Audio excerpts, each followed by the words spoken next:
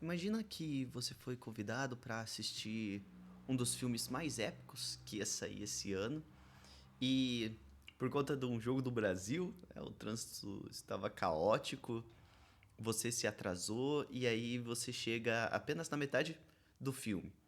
Aí você vê o herói se sacrificando, chorando, lutando. A cena é muito bonita, né? Aquelas coisas bem emocionantes que a gente vê aí nos filmes. Mas você fica meio sem entender, porque você perdeu metade de toda a história, de todo o enredo e de tudo aquilo que aquele filme estava tratando.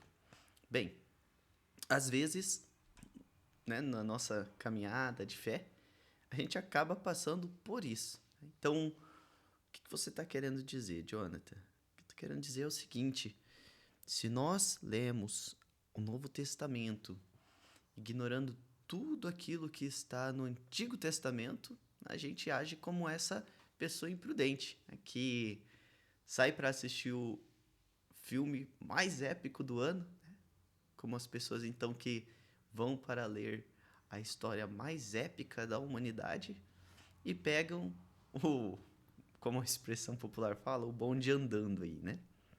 Então hoje nós queremos falar um pouquinho aqui sobre o Antigo Testamento na visão cristã católica, né? Por que esse compêndio de livros é tão importante para nós, né? Por que ele importa tanto? Como que hoje ele ainda pode mover a minha fé para com Cristo, mover a minha fé para com realmente as minhas decisões, para ser uma pessoa melhor, aonde ele se encaixa em tudo isso. A ideia de fazer esse vídeo vem justamente porque ainda hoje eu vou dar uma formação num grupo de oração aqui na Arquidiocese, justamente sobre esse tema, né? Antigo Testamento. Então, por que não já deixar aqui uma contribuição de modo que possa auxiliar outras pessoas que estejam estudando e passando então por esse momento de aprendizado nesse tema que é tão caro para nós católicos. Então, hoje nós vamos trabalhar aqui quatro frentes principais do Antigo Testamento. Nós vamos começar falando a respeito da natureza dele. Depois vamos avançar falando um pouco de como ele é separado, como ele é dividido, né? Como que ele está estruturado ali. Em um terceiro momento, nós vamos falar a respeito de toda a história, né? Então, nós vamos deixar de seguir a linha conforme os livros vão se apresentando para nós na Bíblia e vamos tentar costurar uma linha histórica aqui para que você possa entender como que isso aconteceu historicamente. E por fim, vamos tratar de alguns temas teológicos centrais que o Antigo Testamento traz para cada um de nós, tá bem? Então, vamos lá. Antes de mais nada, acho que é muito justo nós começarmos pedindo sobre nós o Espírito Santo, para que ele ilumine a nossa mente, o nosso conhecimento, os nossos ideais. Em nome do Pai, do Filho e do Espírito Santo. Amém. Vinde, Espírito Criador, a nossa alma visitai, e enchei os corações com vossos dons celestiais. Vós sois chamado intercessor de Deus, excelso dom sem par, a fonte viva com amor, a unção divina e salutar. Sois doador dos 7 dons e sois poder na mão do Pai. Por ele prometido a nós, por nós seus feitos proclamai. A nossa mente iluminai, os corações enchei de amor, nossa fraqueza encorajai, com força eterna e protetor. Nosso inimigo repeli, e concedei-nos a vossa paz. Se pela graça nos guiais, o mal deixamos para trás. Ao Pai, ao Filho e Salvador, por vós possamos conhecer, que procedeis do mesmo amor, fazei-nos sempre firmes crer. Amém. Que esse mesmo Espírito, inspirador da Palavra Santa, ilumine a nossa mente e os nossos corações para mais esse aprendizado. Em nome do Pai, do Filho e do Espírito Santo. Amém. Bem, então tratando do nosso primeiro tema, a natureza das Sagradas Escrituras. Antes de mais nada, a gente precisa entender que a Bíblia, ela é um diálogo. Diálogo, Jonathan? Como assim? Às vezes nós temos a errada interpretação de olhar para a Bíblia como um conjunto de regras mortas, sabe? Como se aquilo lá está escrito com um monte de nãos, um monte de sims, você precisa fazer isso, você precisa fazer aquilo, mas muito mais do que uma instrução de como bem viver, a Bíblia é uma iniciativa amorosa de Deus para se revelar para com a humanidade. Então nós vamos ter, né, nas apostilas de perseverança da renovação carismática católica, a ideia da revelação divina. Então, né, nós sabemos, a Igreja Católica fundamenta toda a sua fé em um tripé, que é a Sagrada Escritura, o Sagrado Magistério e a Sagrada Tradição. Sagrada Tradição, tudo aquilo que, ainda que não tenha sido escrito, foi passado de Jesus para os apóstolos, dos apóstolos para os seus outros discípulos, dos discípulos para os seus outros bispos, outros discípulos, e que foram se consolidando como essa fé católica que nós professamos. E a Sagrada Escritura, então, como essa iniciativa de Deus que se revela para com toda a humanidade. O Catecismo da Igreja Católica, ele vai nos ensinar a ideia de condescendência de Deus. Nossa, que palavra difícil, né? O que é essa condescendência? É um descer junto. Então, nós, com a nossa humanidade, né? Muitas vezes as nossas imperfeições, nós não teríamos a capacidade de, por esforço, nos elevarmos e alcançarmos a Deus. Então Deus, nessa infinita misericórdia, infinito, muitas vezes invisível, ele rebaixa-se para falar conosco através da nossa linguagem humana. Imagina, Deus, ele criou todas as coisas, ele criou todos os astros, ele pode tudo. Mas nesse poder tudo, ele opta por abaixar-se, por inclinar-se, por descer e nos ensinar o caminho certo. No Catecismo, lá no parágrafo 101, a Igreja vai nos dizer assim que, assim como o Verbo divino assumiu a fragilidade da carne humana em Jesus, assim também a palavra de Deus assume a fragilidade da linguagem humana na Escritura. Então, olha só que comparação forte, né? Assim como o Verbo de Deus encarnado, nós conseguimos ver na pessoa de Cristo, dessa forma também a palavra de Deus que é poderosa, que criou todas as coisas, né? Nós vamos ver isso descrito no próprio livro de Gênesis, que Deus falou e aquilo acontecia por uma ordem. A palavra de Deus tem tanta força que as coisas são criadas. Essa mesma palavra, ela assume a fragilidade da linguagem humana para poder alcançar as nossas vidas. Olha, é muito legal, né? Então, tendo entendido essa condescendência, né? Essa natureza que não é apenas um conjunto de regras mortas, mas um desejo de amor desse Deus que quer estar junto conosco, a gente pode avançar para um outro entendimento aqui da Bíblia, que é justamente a ideia de coautoria divina. Então, os papas, eles defenderam muito um entendimento que rejeita dois extremos, né? Tanto o extremo do racionalismo, que aí o que é isso, Jonathan? É entender e afirmar que a Bíblia é apenas um livro antigo, literário e humano, ignorando totalmente a inspiração de Deus, né? Isso é uma ideia racionalista. Mas ela também rejeita o outro extremo, que ela vai chamar de fundamentalismo. E o que esse fundamentalismo é? Afirmar que a Bíblia praticamente caiu do céu, como se estivesse sendo ditada mecanicamente, e aquele escritor ignora toda a sua cultura, todo o contexto histórico de quem escreveu e só vai redigindo como se fosse uma ditação mecânica, né? Então, nem para um lado, nem para um outro. Nós acreditamos, sim, que a Bíblia tem como autor principal, Deus. Mas esse autor principal, Deus, atua correlacionado a um autor humano, que também tinha suas dificuldades, que também tinha sua realidade, que também tinha sua cultura. Então, quando nós trazemos, né, esse entendimento, nós vamos, então, compreender que esses que escreveram a Bíblia são pessoas que, inspiradas por Deus, começaram a redigir essa mensagem, essa revelação que Deus tinha para cada um de nós. Eles são o que nós chamamos de agiógrafos. O que é agiógrafos? São escritores sagrados.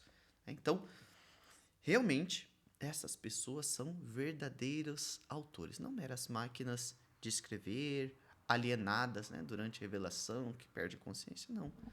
Eles usam das próprias faculdades, dos próprios entendimentos. Então, Deus se serve dos homens de bom coração que abrem-se à ação do Espírito para que, em plena posse das suas capacidades, possa realizar aquilo que Deus tem para aquele momento. Então, nós podemos ver que nos livros sagrados, especialmente no Antigo Testamento, existem marcas culturais da época. Existem éticas e morais diferentes das que vivemos hoje. Existem costumes que, ao longo, né, imagine, ao longo de 2000 anos, foram progredindo, foram evoluindo. Né? Hoje nós vemos tantos avanços na ética, tantos avanços na moral, tantos avanços na tecnologia. Também assim, o homem, antes do início da revelação de Deus, era um. Conforme a revelação foi acontecendo, ele foi se transformando. Então, né, tendo agora compreendido isso, nós podemos então entender o que nós devemos então buscar na Bíblia. Né? A igreja ela é muito clara quando nos diz que a Bíblia está cheia de verdades, mas verdades religiosas. Então, no parágrafo 107 do Catecismo da Igreja Católica, a igreja vai nos ensinar que os livros sagrados, e isso abrange todo o cânon, tanto o Antigo quanto o Novo Testamento, ensinam fielmente e sem erro a verdade que Deus quis consignar para a nossa salvação. Isso significa que nós não devemos buscar na Bíblia verdades científicas modernas, né? Biologia, astronomia. Quem busca essas verdades é a ciência, né? E aí a ciência corrobora de tantas formas, né? E de tantos meios para que as verdades de Deus também possam ser entendidas, tá bom? Um outro detalhe importante para a gente poder ainda trabalhar nessa parte da natureza das Sagradas Escrituras é justamente com relação à inspiração bíblica, né? Quando eu tinha iniciado os meus estudos, a minha caminhada na igreja, eu imaginava que, né, todas as Bíblias tivessem, então gozassem dessa característica da inspiração bíblica.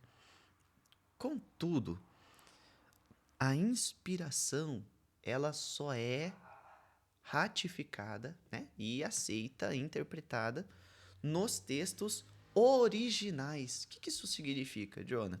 Significa que as traduções que eu e você temos, né? Tem aqui a Bíblia Jerusalém, a Bíblia Ave Maria.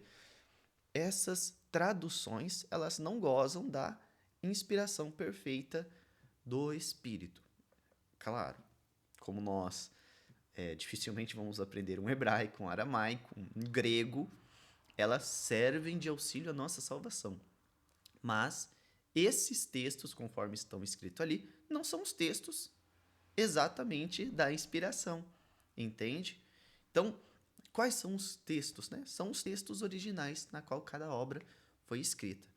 No Antigo Testamento, proto-canônico principalmente, nós vamos ter uma língua concreta e de ação, que era o hebraico. Então, o hebraico antigo, ele não possuía vogais. Onde que ficavam essas vogais, então? As vogais eram colocadas enquanto eles iam lendo.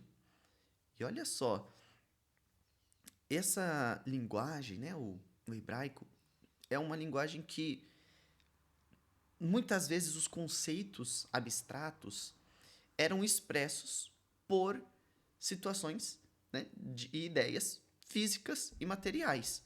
Então, por exemplo, quando queria se dizer sobre o intelecto, usava-se o termo do coração, ou os rins. Quando nós falamos sobre o pecado, né, em algum livro que tenha sido escrito em hebraico originalmente, nós estamos falando de uma ação que é errar o alvo. Consegue entender? Então, no hebraico, né, essa língua, onde as ideias elas são muito mais materiais, muito mais concretas. Então é por isso que quando você vai ler, às vezes tem uma verdade de fé profunda ali, e ele usa conceitos, né, do mundo físico, é porque a língua da época, a língua a qual foi inspirada aquilo, exigia esse uso da linguagem. Outra língua que nós vamos encontrar também no Antigo Testamento é o aramaico. Então, é a língua adotada pelo povo pós-exílio da Babilônia. Era a língua que Jesus falava. Inclusive, tem até na tradução eles mantiveram alguns termos em aramaico, né?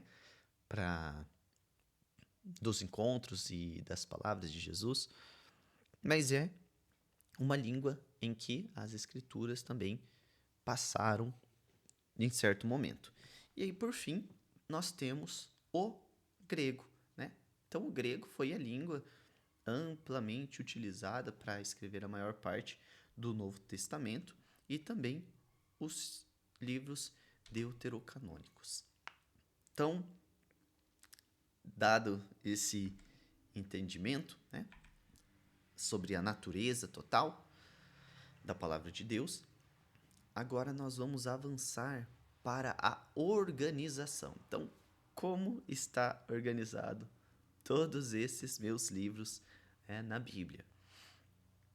Antes de mais nada, né, se você às vezes está iniciando na fé, talvez isso seja uma novidade para você. Talvez isso, para você que já está há algum tempo, não seja novidade nenhuma.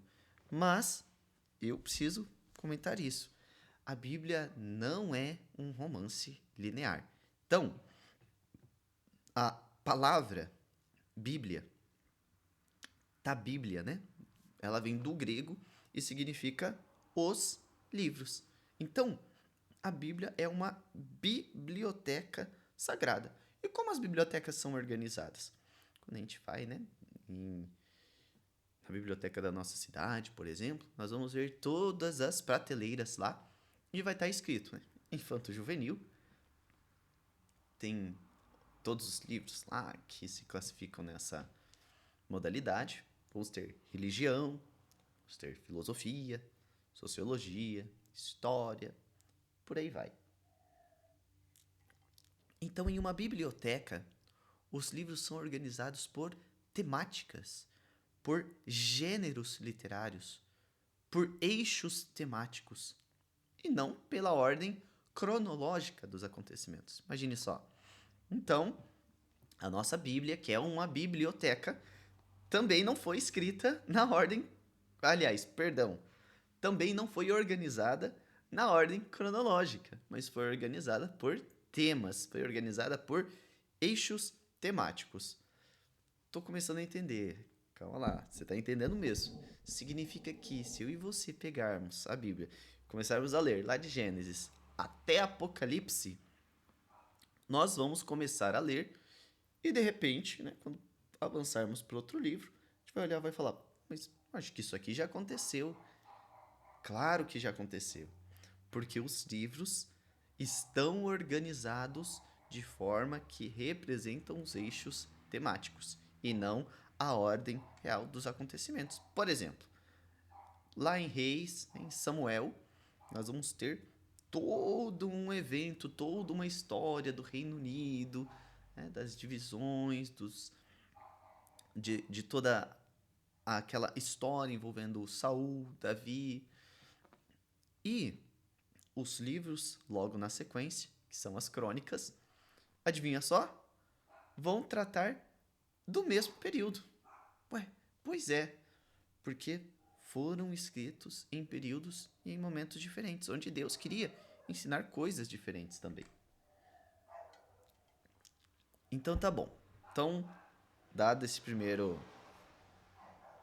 primeira passada geral, a gente pode avançar e começar a entender como então se deu essa organização. Essa organização ela se dá pelo que nós chamamos de cânon bíblico. Né? E aqui a gente vai trabalhar com o cânon bíblico católico. Então, na Bíblia Católica, o nosso Antigo Testamento ele é composto por 46 livros. Quem decidiu isso? Quem decidiu isso foi a igreja aliada à tradição apostólica da igreja primitiva. Então, lá no século 3 antes de Cristo, né, para que você possa entender todo o desenrolar disso, na cidade de Alexandria, juntaram-se 70 sábios e eles fizeram um trabalho monumental de tradução das escrituras do hebraico para o grego. Esse trabalho ele ficou reconhecido como a Septuaginta, que é a Bíblia dos 70. Essa Septuaginta foi a versão grega que os apóstolos e os primeiros cristãos começaram a usar e começaram a citar no Novo Testamento. Por isso que na Bíblia Católica nós vamos ter então livros que nós chamamos de deuterocanônicos, mais especificamente 7 livros, que estão presentes na tradição grega e que não avançaram em algumas Bíblias de denominação evangélica. Quais livros que nós temos e que não estão presentes? São os livros de Tobias, de Judite, também temos os livros de sabedoria, de Eclesiástico, vamos ter Baruque, 1ª e 2ª Macabeus e também alguns trechos de Esther e Daniel, tá bem? Jonathan, então de onde vem esse outro cânon que os nossos irmãos evangélicos usam? Existem muitas explicações para isso, tá? E aqui a ideia é apresentar uma delas. E essa explicação ela vai vir lá mais ou menos do ano 100 depois de Cristo, onde alguns rabinos judeus se reuniram num sínodo de Jâmnia e, tendo avaliado todas as escrituras, eles criaram critérios judaicos, onde só aceitariam como escritos sagrados aqueles livros que foram escritos na Terra Santa, obrigatoriamente em hebraico e redigidos antes do escriba Esdras. Então, por conta desses critérios que eles utilizaram, aqueles 7 livros que nós comentamos anteriormente ficaram de fora, tá bem? Vamos lá então, para trabalharmos agora sobre as divisões. O nosso Antigo Testamento, então, ele é dividido em 4 partes. Primeira parte, nós conhecemos como Pentateuco, e ele é também a Torá. Por que Pentateuco, Pentateuco vem do nome 5 rolos. 5 rolos onde nós vamos ter esses 5 primeiros livros, onde é o alicerce da lei e todas as normas da aliança. Logo em seguida, quando a gente pega ali de Josué até Macabeus, nós vamos ter os livros históricos, que são crônicas teológicas sobre a conquista da terra, conseguiram alcançar a terra prometida, tiveram as épocas dos juízes, houve a monarquia, instaura-se um rei em Israel, acontece um exílio. Então, tudo isso está condensado nesses livros históricos.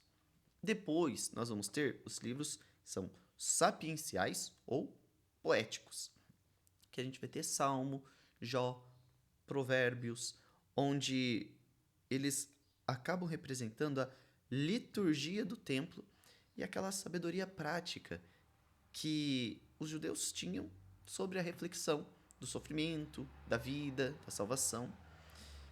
Logo em seguida, nós vamos ter os livros proféticos, que é a voz de exortação e de esperança de Deus, onde nós vamos ter a divisão dos profetas maiores e os profetas menores.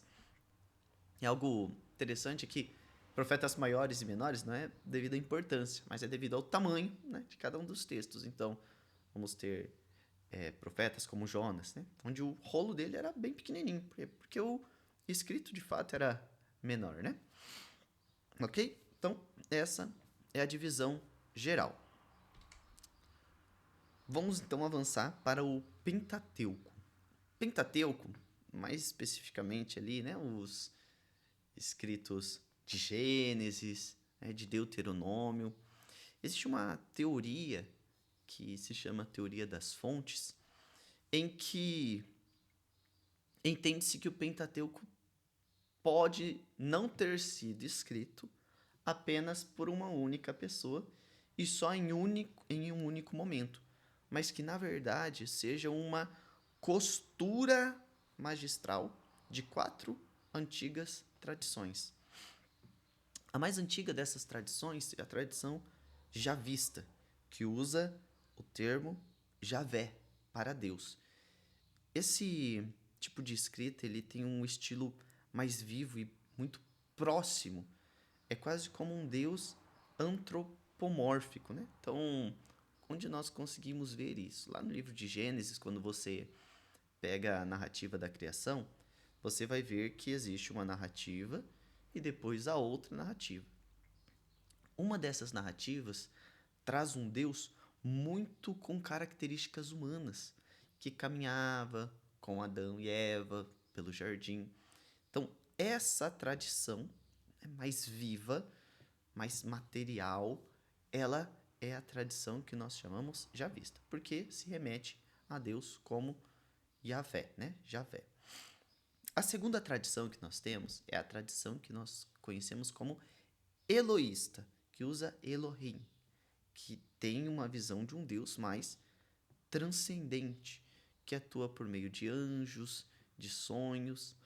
E é uma tradição que, imagina-se, acredita-se, ter se desenvolvido no Reino do Norte. Calma. Já já a gente vai trabalhar a questão das histórias, tá bem? Depois, nós vamos ter uma tradição que é a deuteronomista. É um estilo, né, de uma forma tradicional de escrita, onde o foco é a renovação da aliança e a centralização das leis e da liturgia para que o povo possa bem viver. E depois há ainda a possibilidade de uma outra fonte, que é a fonte sacerdotal, que daí, quando você for estudar, né, buscar, vai estar como um pezinho, que é de priester. E aí acredita-se que essa outra fonte tenha sido redigida pelos sacerdotes durante e após o exílio. Qual que é o foco desses textos? É na ordem da criação, nas regras de pureza, rituais e as genealogias, né, que ligam, então, todo o povo a essa promessa de Deus. Então, olha só, quando você for às vezes aí estudar, né, a teologia do corpo de São João Paulo II, ele vai falar lá nas catequeses sobre a leitura javista, a leitura eloísta. E agora você entende que a leitura javista é o texto em que interpreta-se que foi escrito por determinada tradição.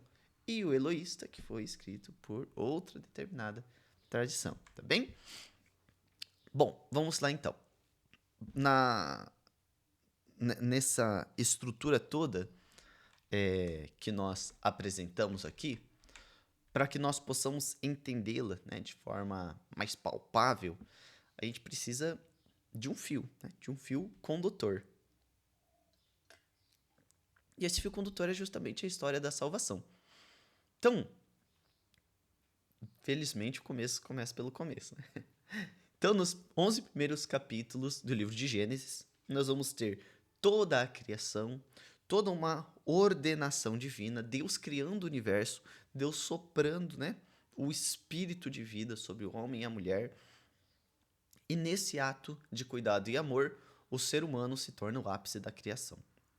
Apesar de tudo perfeito, tudo lindo, há um rompimento dessa ordem original. O homem peca, entra o pecado no mundo, entra o sofrimento, e a partir dali, uma série de desgraças mesmo começam a acontecer. Temos episódios de soberba, né? Temos episódios de tantas lutas, né, que o povo acaba enfrentando. E o grande propósito teológico, né, desses primeiros capítulos não é que seja um manual de biologia, olha, foi feito exatamente assim, mas de mostrar uma necessidade fundamental da salvação já no início, né, como se já houvesse aí um plano de resgate para todos. Depois desses capítulos, nós vamos ter então Deus se revelando de forma mais contínua. E aí nós vamos ter a figura, já começando a se apresentar, de Abraão. Abraão era um pagão, morava, né, lá nos caldeus, na região de Ur, hoje é o atual Iraque, e por um chamado, ele, por Deus, né, ele sai da onde ele estava e vai até Canaã, onde Deus promete a ele uma grande nação. Aquela promessa acontece, fica viva no coração dele, mas vai levando-se um tempo para que tudo aquilo se concretize. Até que, por fim, ele tem um filho, coloca o nome desse filho de Isaac, e Isaac, né, como esse filho da promessa, tem outros filhos, Esaú e Jacó. Jacó recebe a bênção, né, de Isaac, do seu pai Isaac, que era filho, né, de Abraão. Então, para você fazer a ligação, talvez você nunca fez, né? Jacó era neto de Abraão, ok? Jacó recebe a bênção, passa por uma série de situações e, no cumprimento da sua missão, ele tem o seu nome trocado por Deus. Agora, Jacó se chama Israel. Então, Israel vai ter 12 filhos, né? Jacó vai ter 12 filhos, que vai formar a base do povo judeu. Essa, então, é a história, né? Onde nós vamos ter lá que Jacó tem os filhos. Um desses filhos vai se chamar José. José vai ser vendido pelos irmãos para um, uma, uma comitiva de comerciantes que está indo para o Egito. Ele vai parar no Egito, agrada o faraó, né? Depois traz toda a sua família para que viva ali de forma mais tranquila, porque passa por uma grande fome no mundo, né? Bem, acontece que o tempo passa, aquele povo que era apenas uma família cresce, se torna uma nação, e conforme o tempo foi passando, a influência de José foi sendo dissolvida pelo tempo, evidentemente, aquele povo se torna um povo escravo. Até que então, Deus chama um homem, que é Moisés, para libertar o povo do Egito. Olha só, a gente está fazendo toda a história aqui, tá? Moisés, então, diz o seu sim ao Senhor, liberta o povo do Egito, e o Egito passa a caminhar, e o povo passa, saindo do Egito, a caminhar no deserto em direção à terra prometida. Esse povo caminha por 40 anos. Nesses 40 anos, o povo recebe as leis, né? Recebe os 10 mandamentos, recebem várias ordens e vão avançando ali, sempre caindo em infidelidade e retornando, caindo em infidelidade e retornando.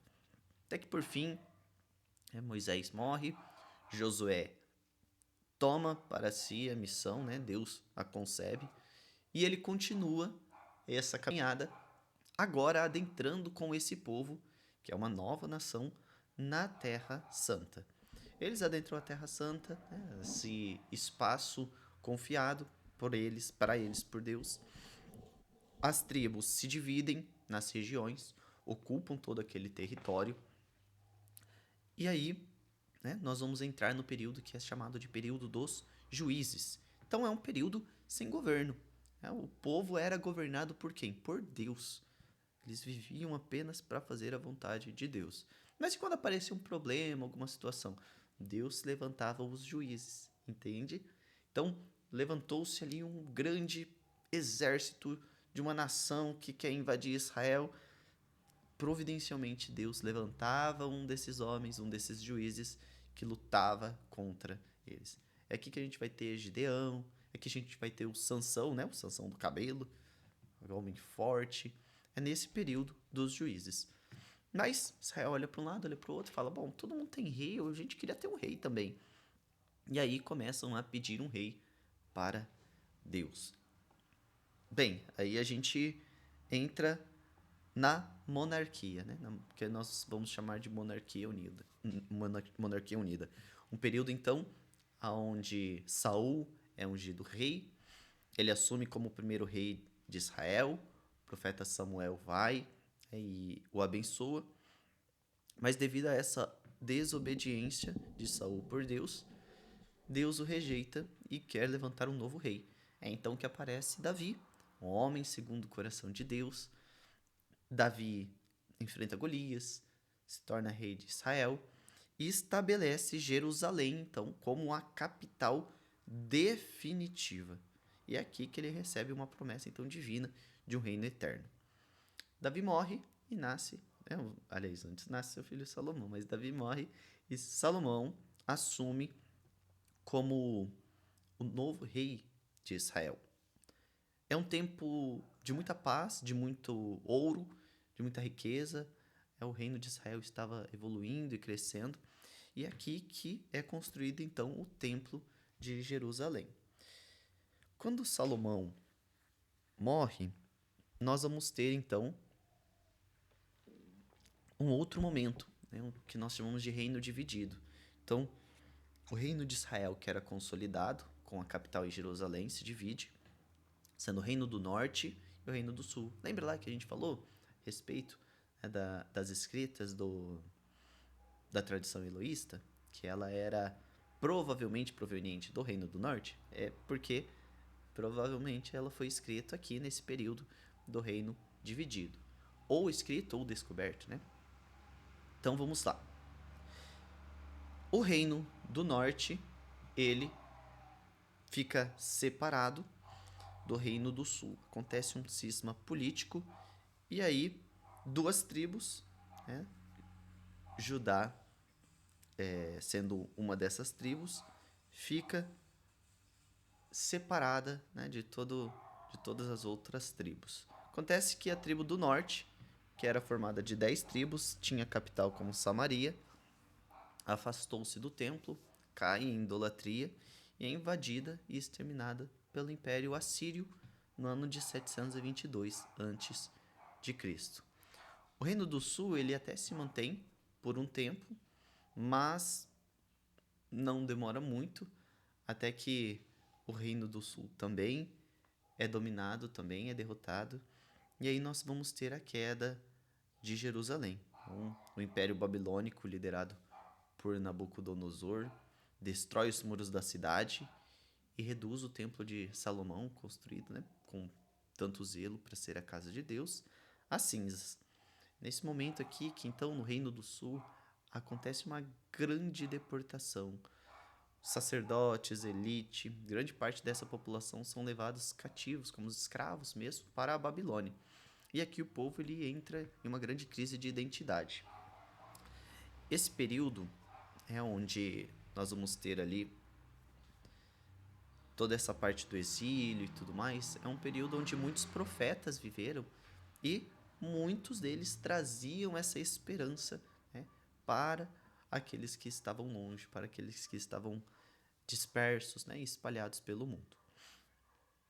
Findado o exílio, no ano de 538 a.C., que aconteceu, o Império Persa, liderado pelo rei Ciro, invade, derrota o reino da Babilônia, e a partir daí ele permite novamente o retorno dos judeus, e não só dos judeus, mas também outros povos, para que eles pudessem voltar cada um para a sua pátria.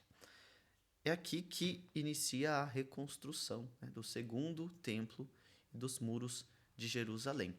O foco ele começa a voltar aqui, nesse período, mais para a obediência, para a lei, para a Torá. E eles permanecem então por esse tempo sob domínio do rei persa. Passa um tempo, né, os gregos dominam o rei, né, dominam aquele espaço, e aí eles passam a ser dominados pelos gregos.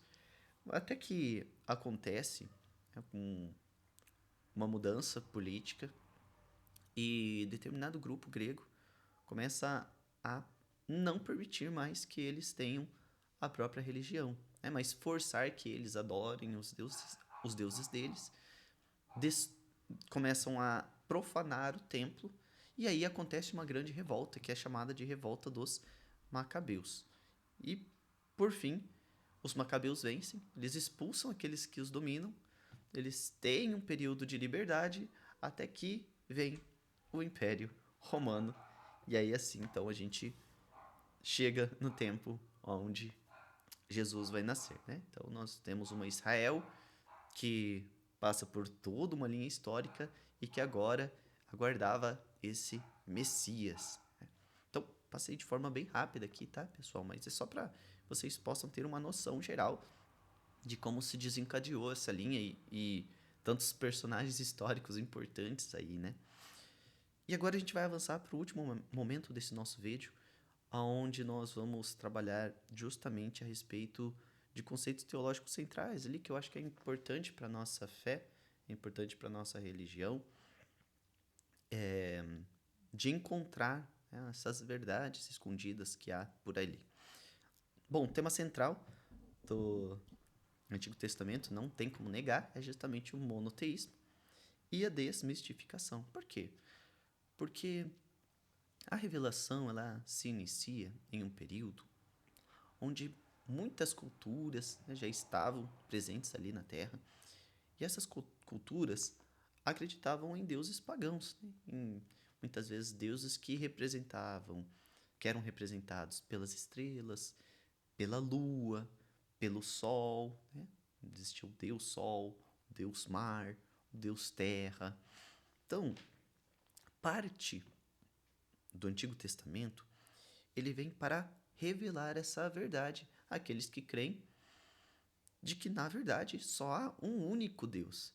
E aí, nós começamos a perceber que isso está totalmente impregnado no Antigo Testamento. Um exemplo que eu gosto muito, que eu aprendi como aluno do professor João Cláudio Rufino, inclusive ele tem materiais muito bons, né? Tem a Bíblia Play, né, que é o curso dele.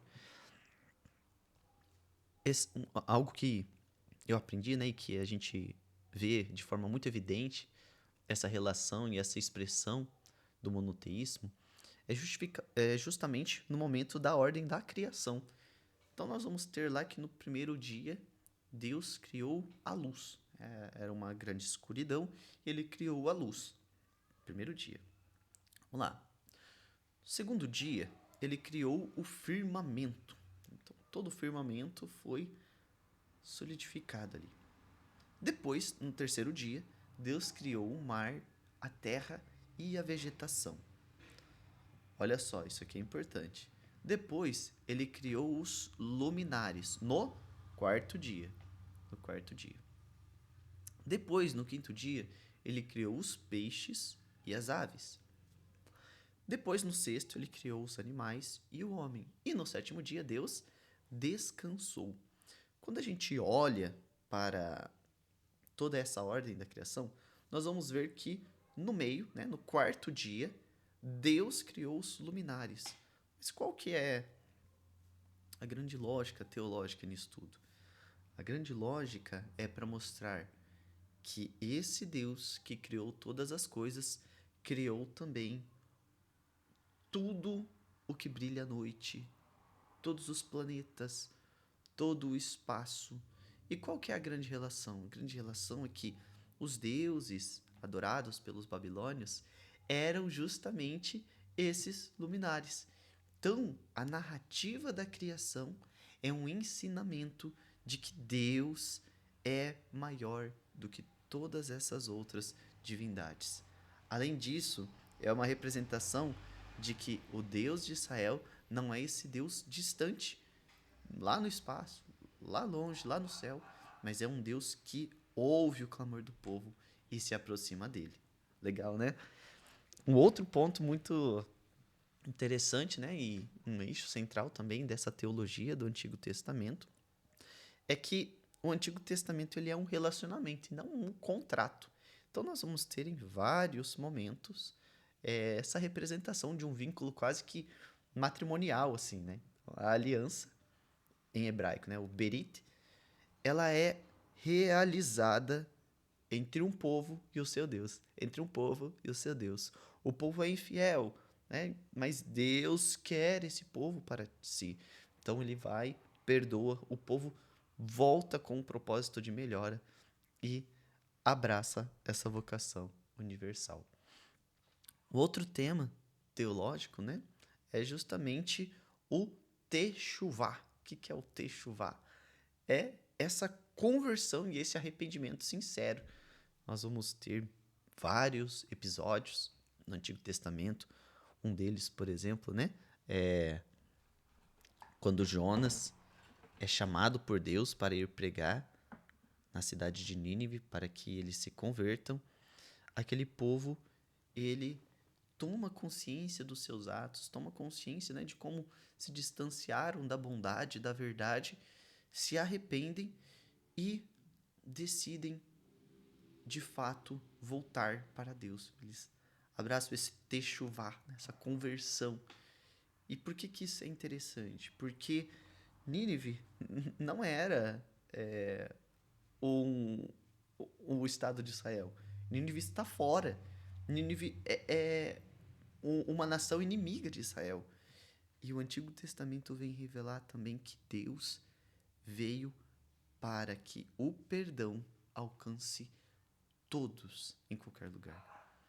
O perdão, ele não tem fronteiras. A conversão, ela não tem limites, porque Deus dá uma chance para todos. Por fim, nós temos uma relação muito clara de um Deus em que ele não faz uma separação entre o altar e a vida na sociedade. Então, em diversos momentos, os profetas eles vêm e criticam aqueles que dentro do templo são de um jeito e na vida social são outros.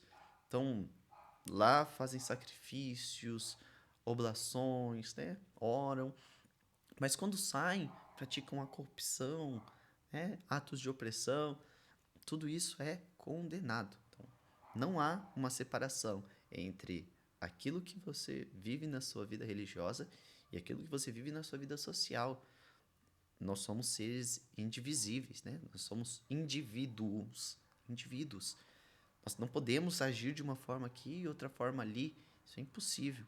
Então, esse tema, né, da justiça, de uma justiça social que perpassa pós-encontro com esse Deus Todo-Poderoso, ela vem justamente dessa verdade que Deus espera de cada um. Por fim, nós temos também no Antigo Testamento toda uma espera e uma tensão escatológica, né, de um Messias que virá para apresentar um novo tempo, uma nova Jerusalém. Então, aquele povo que sofreu tanto, eles têm um perfil de Cristo. Eles sabem que ele vai ser o príncipe da paz. Mas aí Deus vai se revelando, e aí esse príncipe da paz também vai ser um servo sofredor, que assume as dores do seu povo. Está tudo lá em Isaías.